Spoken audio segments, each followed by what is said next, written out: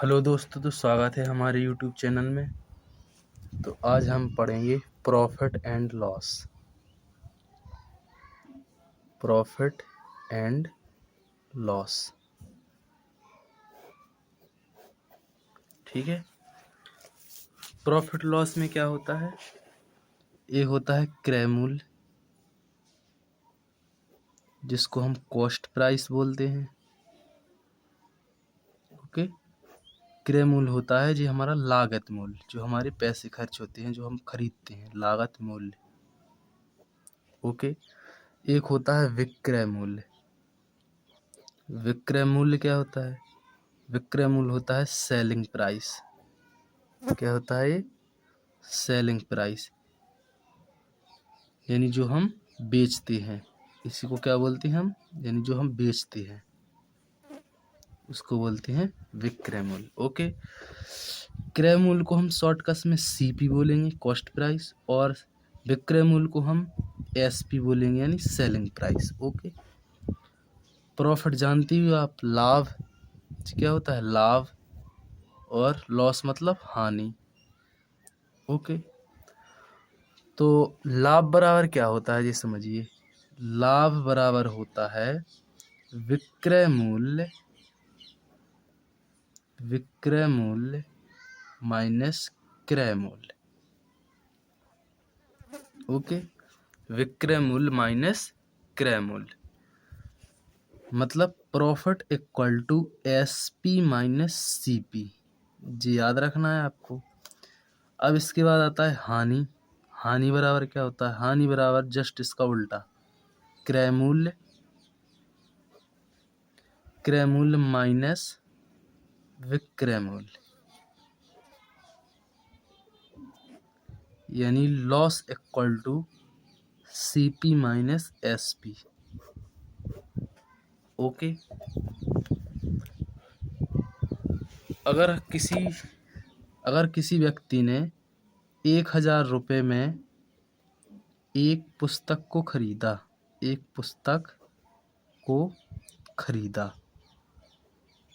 Okay. किसी व्यक्ति ने 1,000 रुपये में एक पुस्तक को खरीदा और उसे 1,200 रुपये में बेच दिया। 1,200 रुपये में बेच दिया। तो बताइए उसको लाभ हुआ कि हानि? कमेंट में आप बता सकते हैं। देखिए, 1,000 रुपये में खरीदा और 1,200 रुपये में बेच दिया, तो उसको 200 का क्या हो गया? फायदा। और जो हमारा फायदा होता है वही हमारा लाभ होता है। जो हमारा फायदा होता है वही हमारा लाभ होता है। ओके। अब लाभ प्रतिशत कैसे निकालते हैं? अगर कोई बोले कि लाभ प्रतिशत बताइए निकाल के, लाभ परसेंटेज, तो इसका फॉर्मूला होता है लाभ गुणा में 100 बटे में क्रय मूल्य। चाहे लाभ हो या हानि, दोनों क्रय मूल्य पर ही निकलेंगे, यानी नीचे हमारा क्या रहेगा? क्रय मूल्य। ऐसे ही हमारा हानि निकलता है। हानि परसेंट इक्वल टू, यहाँ पर हानि आ जाएगा, गुणा में आ जाएगा 100, बटे में आ जाएगा हमारा क्रय मूल्य। ओके। अब हमने क्या किया था? 1,000 में वस्तु को खरीदकर 1,200 में बेचा था। लाभ कितने का हुआ था हमको? लाभ हुआ था हमको 200 रुपये का। लाभ कितने का हुआ था? 200 का। ओके। लाभ हमको 200 का हुआ था। अब देखना है हमारा लाभ प्रतिशत कितना आता है। तो लाभ प्रतिशत इक्वल टू लाभ गुणा में 100 बटे में क्रय मूल्य। तो लाभ कितने का है? 200 का, मल्टीप्लाई 100 बटे में क्रय मूल्य। क्रय मूल्य यानी जो हमने खरीदा है। खरीदा कितने में था? 1,000 रुपये में। तो नीचे आ जाएगा 1,000। 1 2 3, 1 2 3 जीरो कट जाए, कितना बचा? 20, यानी 20% का हमको लाभ होगा। लाभ कितने का होगा? 20% का होगा। तो जी आपको समझ में आ गया होगा। आइए हम क्वेश्चन की माध्यम से समझते हैं। ओके। देखिए यहाँ पर एक क्वेश्चन है,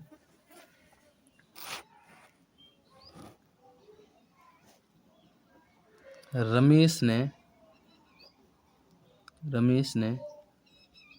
2000 रुपये का एक टीवी खरीदा। रमेश ने 2000 रुपये का एक टीवी खरीदा और उसे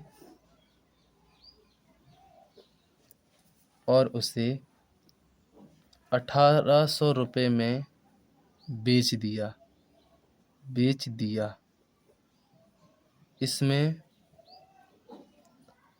इसमें रमेश को लाभ हुआ या हानि? ये है क्वेश्चन। तो आप बता सकते हैं कि रमेश को लाभ होगा कि हानि। कोई भी व्यक्ति अगर जो खरीदेगा उसका क्रय मूल्य यानी जो उसने लागत लगाई वो लगाई है उसने 2000 रुपये, और उसने बेच दिया यानी विक्रय मूल्य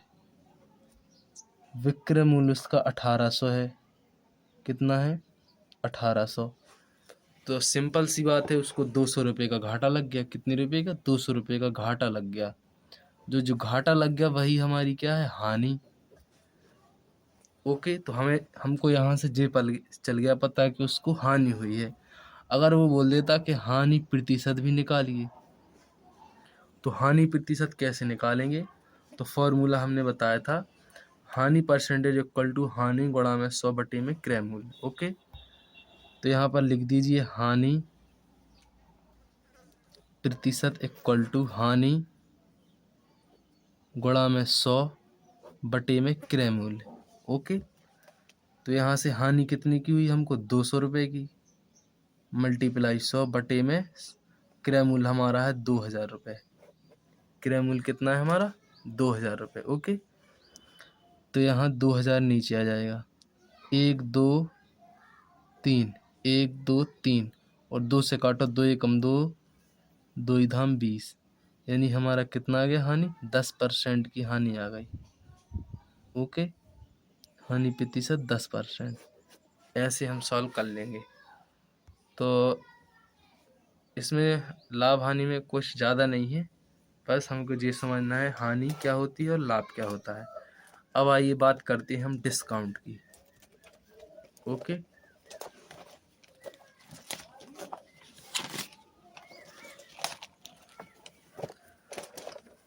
डिस्काउंट समझ लीजिए क्या होता है। डिस्काउंट क्या होता है? डिस्काउंट होती है छूट, जो हमें दुकानदार छूट देता है। क्या देता है? छूट। इसी को हम बट्टा बोलते हैं। क्या बोलते हैं? इसी को बट्टा। आपसे कोई बोले बट्टा, छूट, डिस्काउंट, ये तीनों एक ही नाम है। क्या है जी? एक ही नाम है। ओके, और डिस्काउंट यानी बट्टा यानी छूट, ये हमेशा अंकित मूल्य पर ही निकाले जाते हैं। अंकित मूल्य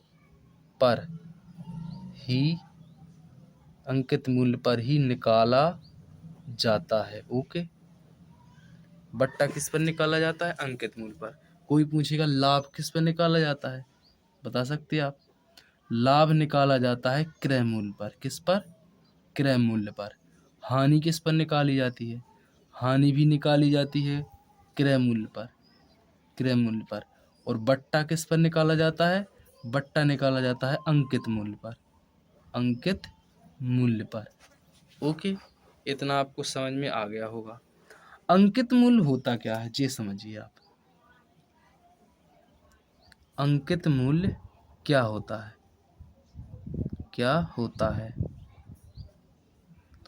अंकित मूल्य वो होता है जो किसी प्रोडक्ट पर कंपनी लागत जितनी लगती है उतनी, जैसे किसी फैक्ट्री में एक दवा बनी, मान के चलो उसमें लागत आई 20 रुपये। ओके, कंपनी ने उसको ₹20 की लागत आई। अब वो अपनी सबको जोड़ जाड़ के टैक्स वगैरह GST वगैरह उसने उसमें MRP छाप दी कितनी, ₹200। MRP कितनी छाप दी, ₹200। यानी जो उसने छाप दिया ₹200, सब टैक्स वैक्स लगा कर जो उसका मार्जिन निकाल कर पूरा सब कुछ, वो कहलाएगा हमारा अंकित मूल्य। ये 200 क्या कहलाएगा, हमारा अंकित मूल्य। यानी किसी भी प्रोडक्ट पर जो छपे रहते, आप देखते हैं जो MRP यानी कितने रुपए इसमें डले हैं, वो क्या होती है, वो अंकित मूल्य होता है। ओके, तो हमको जो बट्टा निकालना है वो इसी पर निकालना है, अंकित मूल्य पर। तो आइए इसको क्वेश्चन के माध्यम से समझते हैं। देखिए, यानी हमारे पास एक प्रोडक्ट था, उसमें MRP डली थी कितनी, ₹2000। कितनी, ₹2000। MRP कितनी डली, ₹2000। दुकानदार ने हमको छूट दी, उन्होंने कहा भाई साहब ₹500 की हम आपको छूट दे रहे हैं रक्षाबंधन के ऑफर पर। क्या दे दी हमको, ₹500 की छूट दे दी। यानी हमको ₹500 का क्या कर दिया, सीधा सीधा डिस्काउंट दे दिया। यानी हमको बट्टा दे दिया, ये समझिए आप। उसी का नाम छूट है, उसी का नाम डिस्काउंट है, उसी का नाम बट्टा है। ठीक है, हमको ₹500 की छूट दे दी। अब जो हमारा क्रय मूल्य होगा, हमारा जो क्रय मूल्य होगा वो कितना होगा, या ₹1500। कितना होगा, ₹1500 होगा। होगा कि नहीं। अब हम जब उस वस्तु को बेचेंगे तो वो हमारा विक्रय मूल्य होगा, लेकिन दुकानदार का क्या हो गया, ये दुकानदार का बन गया जी विक्रय मूल्य, क्योंकि उसने बेचा है। विक्रय मूल्य दुकानदार का बन गया विक्रय मूल्य, जी हमारा है क्रय मूल्य ₹1500। ओके, अब देखिए, अब वो पूछेगा कि हमको डिस्काउंट प्रतिशत बताइए। क्या बताइए, डिस्काउंट प्रतिशत। डिस्काउंट प्रतिशत कैसे निकालेंगे, डिस्काउंट प्रतिशत निकालने के लिए हम पहले निकालेंगे डिस्काउंट को मल्टीप्लाई 100 बटे में MRP, यानी जो इसमें डले थे रुपए। तो डिस्काउंट हमें कितने का दिया था उसने, ₹2000 में, हम ₹2000 उसकी MRP डली थी, और उसने हमको ₹1500 में दिया। यानी हमको सीधी सीधी ₹500 की क्या दे दी थी, छूट दे दी थी। क्या दे दी थी, ₹500 की छूट दे दी थी। तो ₹500 की छूट देने पर हमको डिस्काउंट कितना मिल गया, 500 का मिल गया, मल्टीप्लाई 100 MRP उसमें 2000 डले थे। कितने डले थे, 2000। तो 2000 नीचे आ जाएगा, काटो 1 2 3, 1 2 3, 2 से काट दो, 25 दूनी 50। यानी ये आ गया हमारा 25%। हमको डिस्काउंट उसने कितना दिया, 25% डिस्काउंट दिया। ओके, तो आज की क्लास में हमने क्या समझा, आज की क्लास में हमने लाभ को समझा, हानि को समझा, और हानि के बाद बट्टा समझा, बट्टा का नाम छूट समझा, उसी का नाम क्या था, डिस्काउंट, उसी का नाम क्या था, डिस्काउंट। ओके, तो लाभ, हानि, बट्टा, छूट, ये हमको पता चल गए।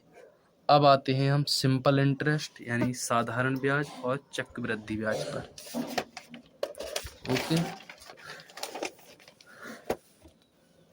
देखिए साधारण ब्याज क्या होता है, साधारण ब्याज,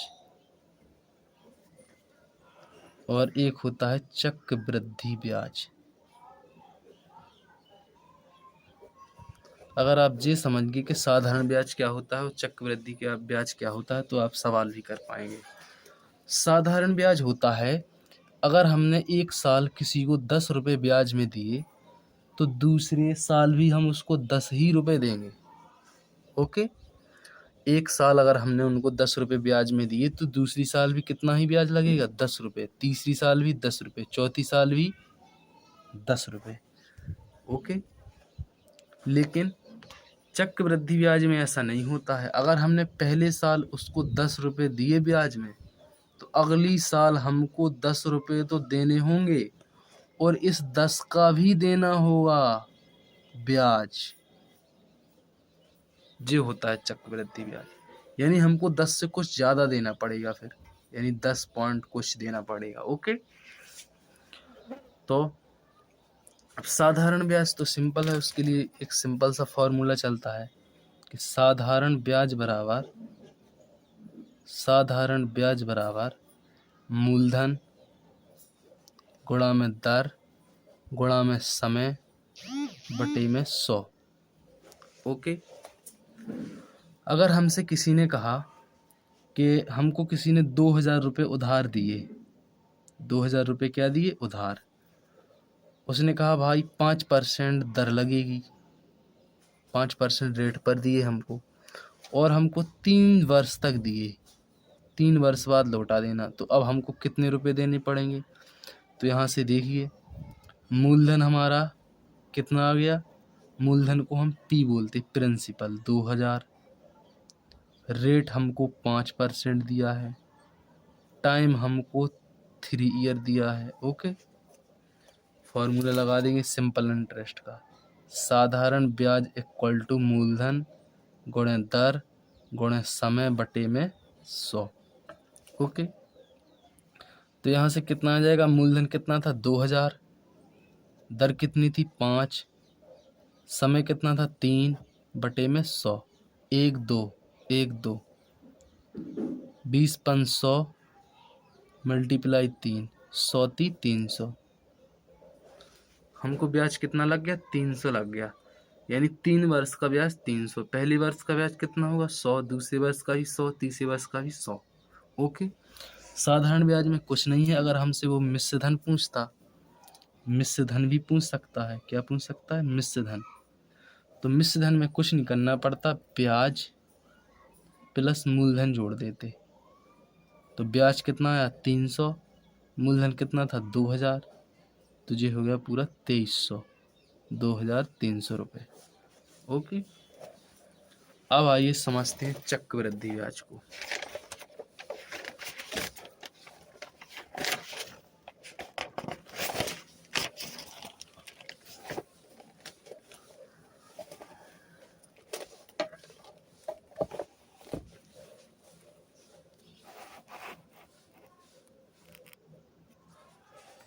अब किसको समझना है हमको? चक्रवृद्धि ब्याज को। चक्रवृद्धि ब्याज क्या होता है? चक्रवृद्धि ब्याज होता है यानी 1 साल देने पर हमको दूसरी साल उस ब्याज का ही ब्याज देना पड़ेगा। ओके।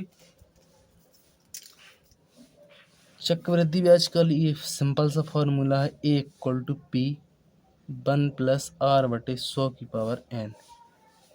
जी आपको याद रख लेना है। यहाँ पर A क्या है? A है हमारा अमाउंट, अमाउंट मतलब मिश्र धन, मिश्र धन। P क्या है? Principal, principal. ठीक है। प्रिंसिपल होता है हमारा मूलधन। ओके। R क्या है? हमारा रेट यानी दर। N क्या है? हमारा टाइम यानी समय। ओके। तो अगर हमसे कोई पूछेगा कि हमने किसी को चक्रवृद्धि ब्याज 1000 रुपये दिए, कितना दिया? 1000, दर दी हमने उसको 10% और टाइम दिया हमने उसको 2 ईयर्स, 2 वर्ष। ओके। तो वो चक्रवृद्धि ब्याज निकालना है। तो चक्रवृद्धि ब्याज डायरेक्ट नहीं निकलेगा, चक्रवृद्धि ब्याज डायरेक्ट नहीं निकलेगा, पहले हमको मिश्र धन निकालना पड़ेगा। क्या निकालना पड़ेगा? पहले हमको मिश्र धन निकालना पड़ेगा। ए क्या है? हमारा मिश्र धन है। ओके। अमाउंट है, मिश्र धन है। ठीक है। निकालिए। A equal to P 1 plus R बटे 100 की पावर n। P कितना है हमारा? P है हमारा 1000। P कितना है हमारा? 1000। 1 प्लस R कितना है हमारा? 10 बटे 100। n कितना है हमारा? 2 ईयर्स। n कितना है हमारा? 2 ईयर्स। ओके। यहाँ से देखिए 1000, 1 प्लस जी कट जाएगा, कितना बचेगा? 1 बटे 10 बराबर 1000। यहाँ 10 एलसीएम लेंगे, 10 एकम 10 और 1 11, कितना बचेगा? 11। देखिए यहाँ पर 1000, 11 बटे 10 कितनी बार है? 2 बार है। 11 बटे 10 कितनी बार है? 2 बार है। 11 बटे 10 गुणा 11 बटे 10। ठीक है। 1 2 1 2 कितना बचा ऊपर 10 और ऊपर बचा 11 मल्टीप्लाई 11, ये हो जाएगा 11 का वर्ग 121 मल्टीप्लाई 10, तो ये हो जाएगा 121 1210, कितना हो जाएगा 1210। ये हमारा अमाउंट निकला। क्या निकला? अमाउंट। हमको चाहिए ब्याज, तो ब्याज निकालने के लिए हम इसमें से प्रिंसिपल को घटा देंगे, यानी चक्रवृद्धि ब्याज CI इक्वल टू मिश्रधन माइनस मूलधन। मिश्रधन कितना है? 1210 और मूलधन कितना था? मूलधन था 1000। ओके, माइनस 1000 घटा दो, 1210 में से 1000 आ गए 210। ये है हमारा ब्याज, ये है क्या है हमारा? चक्रवृद्धि ब्याज। ओके, इसमें कोई दिक्कत नहीं होगी, बिल्कुल सिंपल है। तो आज हमने डिस्कस किया लाभ हानि, बट्टा, साधारण ब्याज, चक्रवृद्धि ब्याज। ओके, तो कल कुछ और डिस्कस करेंगे जो इम्पोर्टेंट होगा परीक्षा की दृष्टि से।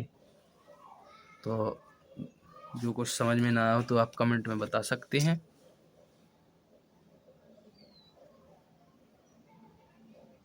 ओके।